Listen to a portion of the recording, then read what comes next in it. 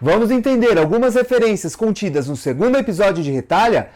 Caso você não conheça essa obra e curte comédias referentes à história, eu super indico você assistir ou ler esse anime e mangá. É muito bom e vale a pena. Se você é novo por aqui, seja bem-vindo. Eu sou o André Gussi e esse é o Entreter e Conhecer. Se você já é da casa, muito obrigado por voltar. A sua participação sempre é muito importante para nós. Agora, sem mais delongas, vamos para o vídeo de hoje?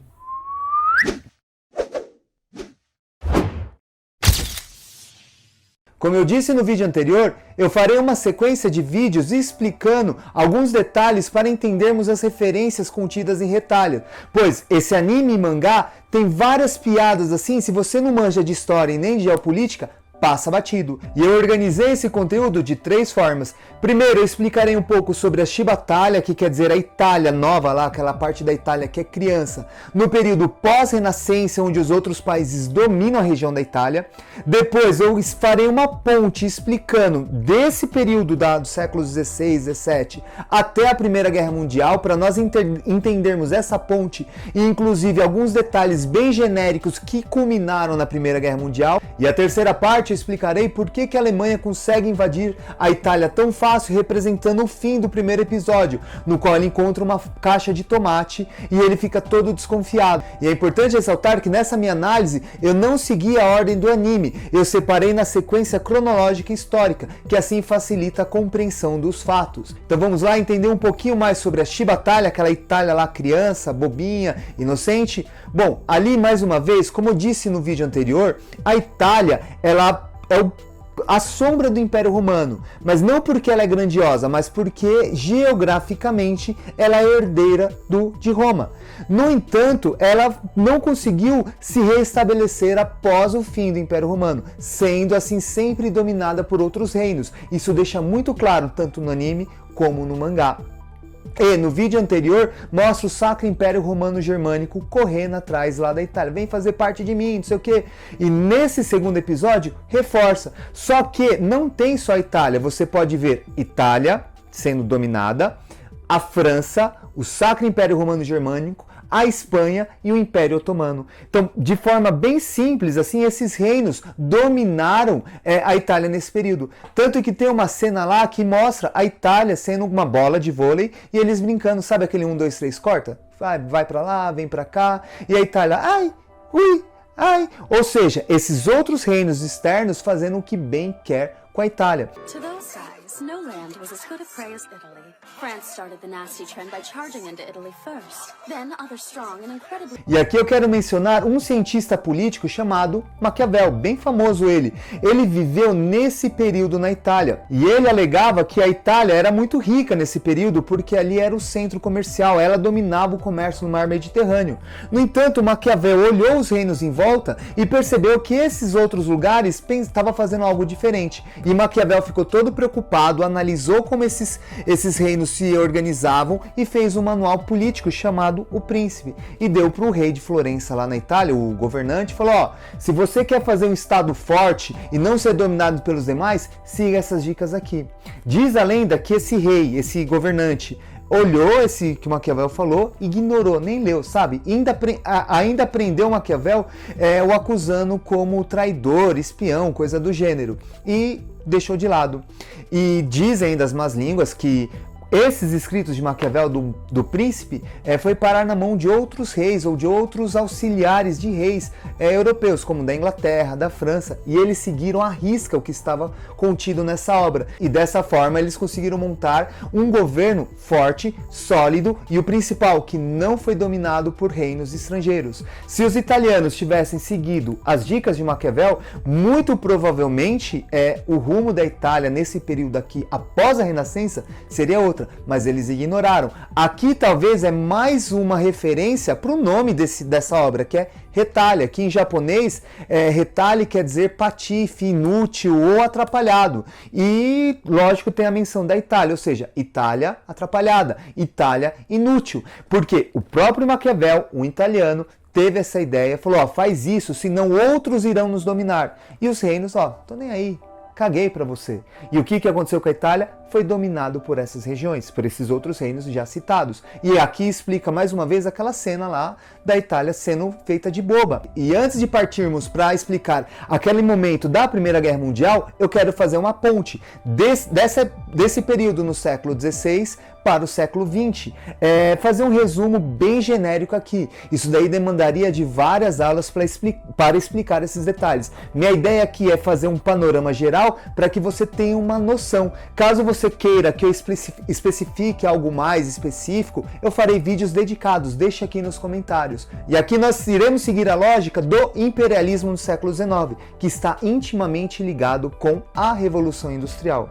Você já deve ter aprendido que a Revolução Industrial foi a aquisição de máquinas para que os países conseguissem produzir de forma mais rápida, mais barata e aumentar o seu lucro. O país que conseguiu primeiro fazer isso foi a Inglaterra. E logicamente ela ganhou grande vantagem nessa corrida aí da Revolução Industrial. E agora eu explicarei para vocês uma lógica que irá movimentar até hoje, do início da Revolução Industrial até hoje nos dias atuais, que é a regra dos 3 M's. O que é que as economias irão buscar após a Revolução Industrial? São os 3 M's, que é matéria-prima, para você manufaturar e fazer os seus produtos e enriquecer. Mão de obra barata, porque os países europeus, Japão e Estados Unidos, eles não querem só tirar a matéria-prima, eles já vão fazer ali mesmo, porque eles vão estar economizando de pegar matéria-prima, não ter que levar para a Europa. Eles produzem lá mesmo com essa mão de obra que é menos qualificada e mais barata, e isso daí aumentando o lucro deles. E de quebra, você vai dominar e ter no mercado consumidor. Então, eles vão nessas colônias, nesses lugares fora da Europa, fora dos Estados Unidos, fora do Japão, e conseguem essas 3 coisas, que é matéria-prima, mão de obra, e ainda de quebra vende, tem no mercado consumidor. Então olha que lindo isso, a Inglaterra foi o primeiro, teve vantagem. Logo em seguida vem a França. Só que a França, quando ela começa esse processo da Revolução Industrial, ela só começa 100 anos atrasado, 120 anos atrasado na Inglaterra. É obviamente lógico que a França não consegue concorrer com a Inglaterra. É nesse contexto que aparece um camarada aí chamado Napoleão Bonaparte e faz o bloqueio continental. Já que eu não posso concorrer com a Inglaterra, eu vou proibir que os países europeus comprem dela. Dessa forma, eles compram de mim. E assim a França consegue desenvolver de uma forma mais intensa as suas indústrias. É de se imaginar que a Inglaterra não deixou isso barato, travando inúmeras guerras até que eles conseguiram derrotar Napoleão Bonaparte. Só que Bonaparte, ele não só proibiu dos países comprarem da Inglaterra, como ele foi invadindo vários outros lugares na Europa, modificando toda a geopolítica. Em 1814 e 1815, Bonaparte perde, como já mencionei no vídeo anterior. Só que, o que vai acontecer depois disso? Eles vão tentar reorganizar a estrutura das políticas europeias. E o Sacro Império Romano Germânico, como já citados inúmeras vezes, ele vai cair. E com o fim do Sacro Império Romano Germânico, vão ficar os reinos germânicos, que serão assim algumas dezenas. Eu vou destacar apenas 2. A Áustria, que de início será mais potente, e a Prússia, que vai seguir os mesmos ditames da Inglaterra e da França para desenvolver a sua economia.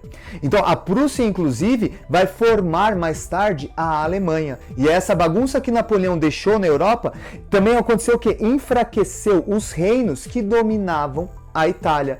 E aqui nasceu a chama lá dos italianos de expulsarem esses reinos estrangeiros. E o estado de Sardenha-Piemonte vai organizar e tentar unificar os estados italianos para assim melhorar a sua economia. Eu quero frisar aqui que Itália e Alemanha, eles vão fazer um processo de industrialização tardia. E logo, eles vão conseguir concorrer com França e Inglaterra, que estão lá há mais tempo? Não. Como é que a França conseguiu resolver isso? Com guerras. Como é que a Alemanha e a Itália vai resolver isso? Com guerras. Nós estamos aqui por volta de 1871. Só que de 1871 até 1914 não vai estourar nenhuma guerra. Ficou um período conhecido na Europa como paz armada. Porque eles não estavam em guerra, mas estavam se armando como se estivessem para uma. E eles criaram a política de alianças, que de um lado ficou a Tríplice Aliança, que era Alemanha, Império Austro-Húngaro, que é o resquício lá da Áustria junto da Hungria, e a Itália. Só que a Tríplice Aliança, ela vai ser rachada, porque a Itália disputava territórios com a Áustria, a região Trento ali, a região Tirol em austríaco e a Trentina em italiano. Então, vejam, dentro disso, vai estar uma confusão total. Tanto que alguns analistas dizem que a Itália é sempre atrapalhada e a Alemanha não sabe escolher seus aliados. Então ficou uma bagunça, você nem queira imaginar. E de outro lado ficou a Tríplice Entente, ou Entente Cordiale, que era França, Inglaterra e Rússia. Inclusive aqui, França e Inglaterra, que tem uma rixa histórica assim muito longa, eles se tornam aliados para disputar com esses países, em busca dos 3 M's. Bom, vai começar a Primeira Guerra Mundial, e aqui entra na terceira parte que eu queria explicar para vocês. Quando inicia a guerra, a Itália, ela fica em cima do muro. Ela não vai querer entrar na guerra de início, porque começa lá a Alemanha com a Rússia, a França, depois entra a Inglaterra e a Itália ficou lá de boa. Porque ela não queria entrar no conflito devido à Áustria. Ela tinha rivalidade com a Áustria, então ela ficou sem declarar guerra a ninguém, ficou neutra. O que acontece? A Tríplice Entente, França e Inglaterra, fala, ó, se você nos ajudar na guerra e lutar contra a Alemanha, nós daremos alguns territórios para vocês, principalmente a região de Tirol, o norte ali da Itália. E a Itália falou, beleza, ela trocou a casaca, saiu da Tríplice Aliança e entra na Tríplice Entente. E nesse momento, ela vai começar a atacar a Áustria. E aqui vai ter mais uma atrapalhada da Itália. Por quê? A divisa, a fronteira da Áustria com a Itália é uma região de montanhas. São os Alpes suíços, Alpes enormes. E quem que está nos Alpes dominado lá em cima? A Áustria. A Itália vai tentar dominar. E a Áustria com certeza vai estar bem mais posicionada e de forma estrategicamente melhor e vai travar o combate conseguindo defender. Mas ali vai ter um equilíbrio. A Áustria vai pedir ajuda a quem? Para a Alemanha. E a Alemanha entra com tudo, quebrando assim a Itália de um jeito que você não pode imaginar. Quando a Alemanha começa a atacar a Itália, vai de uma forma avassaladora. Enquanto estava só Áustria e Itália, beleza, a Itália estava levando, mas quando a Alemanha entra, mata mais de 300 mil soldados nas primeiras batalhas, destrói a boa parte da infraestrutura da Itália e aniquila. Os italianos começam a se render. Tanto que é aí que mostra por que a Alemanha invadiu tão fácil, porque parecia uma brincadeira. A Alemanha foi entrando. E aí nós vamos entender aqui uma outra parte aqui desse segundo episódio, porque mostra a Itália ali dentro da caixa de tomate. O alemão vai lá, e aí, quem que tá aí? É a fada do tomate, satirizando a Itália covarde, bobona, atrapalhada, mais uma vez, como isso não é novidade aqui nessa série, vai sempre mostrar isso. E ele acaba aprisionando a Itália. E a Itália vai fazer alguma coisa? Tem como a Itália reagir contra a Alemanha? Não. O que a Itália fez aqui nesse momento? Esperou apenas a ajuda da França e da Inglaterra, que veio lá pro final da guerra. E essas aqui são as referências. E uma outra sátira que faz com a Itália é a Alemanha solta a Itália. E a Itália não quer fugir, quer ficar de boa. Por quê? Primeiro, ali ela vai ter comida, os soldados italianos que estavam presos, eles tinham comida, tinham moradia, tinham um certo suporte que antes não tinha. Meio que a situação estava meio drástica. Segundo, eu vou fazer o quê? Não vou conseguir fazer nada. Qual é a única coisa que o Itália faz? Vai atrás das mulheres, ele começa a elogiar as mulheres alemãs. Tanto que outra fama, assim, bem pejorativa dos italianos é que eles são extremamente mulherengos e safados. Tá aí uma outra crítica. E uma outra fala que tem lá no início, quando ele encontra que ele sai da caixa de tomate, ele fala, não me mata, eu conheço alguém da Bavária. Os italianos, quando eles perdiam uma guerra, os inimigos invadiam eles, os italianos falavam, olha, eu tenho um familiar lá de onde você está vindo, não me mata não, nós somos meios que parentes, são amiguinhos, hein? E começa a oferecer uma série de outras coisas. E no fim desse episódio fala, e mal sabia a Alemanha que nesse encontro ia mudar o seu destino para frente. Por que ele fala isso? É isso que nós deixaremos para ver no terceiro episódio dessa série, que eu irei acompanhar juntamente com o terceiro episódio do anime.